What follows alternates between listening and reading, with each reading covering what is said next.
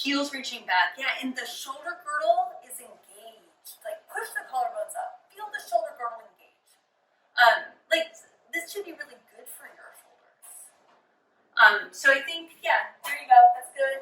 Okay, good.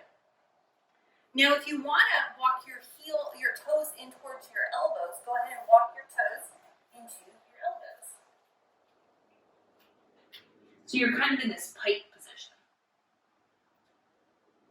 And then from here, you can lift one leg up and just hold. You don't have to do anything else, just hold. And then change your legs and lift the left leg up and just hold.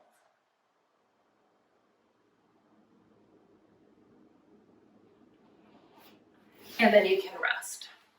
So that holding is pretty hard. It very well might be harder for you than the actual state of the posture. Okay, that looked good. Now let's take it back a second and let's take a look at Pincha Mayurasana to Chaturanga, because that's the exit for Pincha Mayurasana. And it's scary because it's such a dynamic movement. You gotta go really fast. But that's why I like to do it from Pincha Mayurasana, because it's certainly less scary from Pincha Mayurasana because there's, you're so close to the ground already.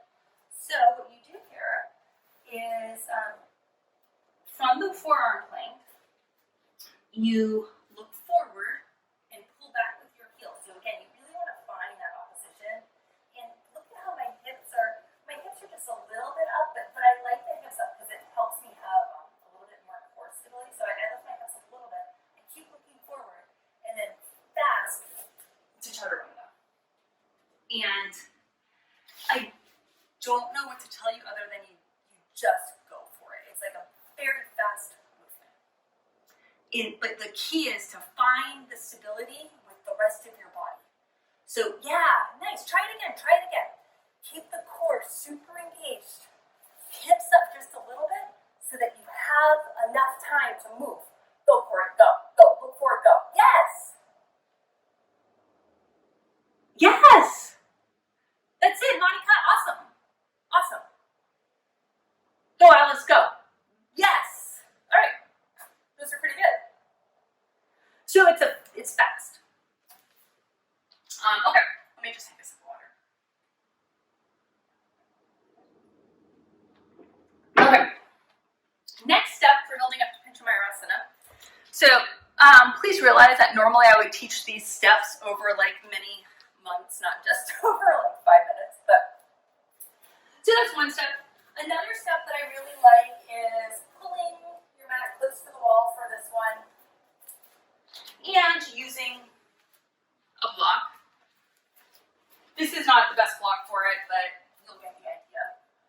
And then putting my feet on the block and my hands parallel and kind of shifting up, like so my legs come up higher. So I'm closer to Pincha Mayurasana. And it's more work for my shoulder girdle. So this is a good exercise for getting stronger. It's a good step for building up into Pincha Mayurasana, entering it with control. Because ideally, like, you don't want to take a big kick up into Pincha Mayurasana. What happens if you take the big kick is that one, people oftentimes go over, you lose control, you enter with more momentum, less strength, and that makes something like Pranavasana way harder. So practice control in Pincha Mayurasana because it will make Pranavasana easier when the time comes. So if you look at me, I just have my feet up on a block. If you had a bigger block, it would be even better. I shift my weight forward, and now I'm really almost up into Pincha. And from there, like, I could just take a little step forward into it versus a big kick. So, I mean, I try not to teach the big kick up. So everyone can do that step. Like, that's a really accessible step. So that's one of the reasons I like it. Like, you just, yeah. I mean, it's a little,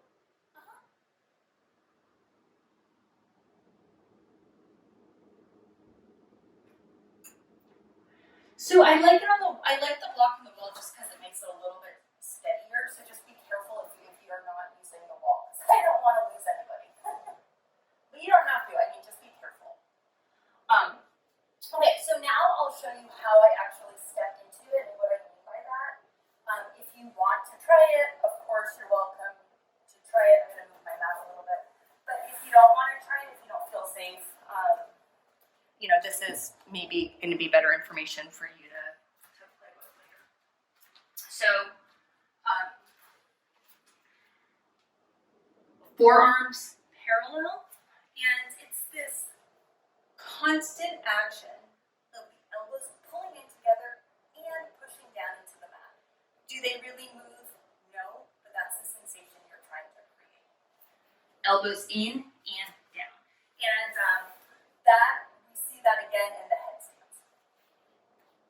So elbows in and down. Walk in until you can no longer walk in. And when I walk in, I'm also pulling my belly up. So it's not just like I'm walking in and going forward. I'm walking in and going up. Do you guys kind of see that difference? Like, this is not it. It's in and up with the feet, in and up with the belly. And then I just take one leg up. And I'm really close to Pincha Mayurasana right now. Like, I'm almost in it. And I just kind of take a little step with the other leg. And, I look for I hope I'm in a straight line. I can't totally tell, but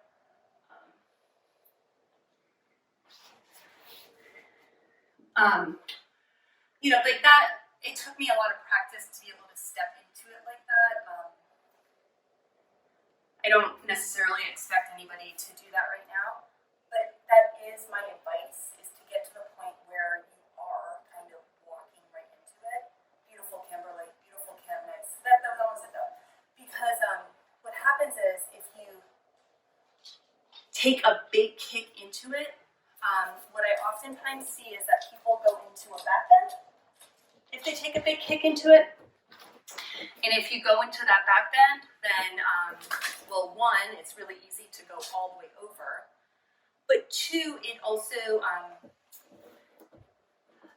then the back is in an arch shape. And you want, if you're thinking in terms of preparing for Karandavasana, the back in Karandavasana has to be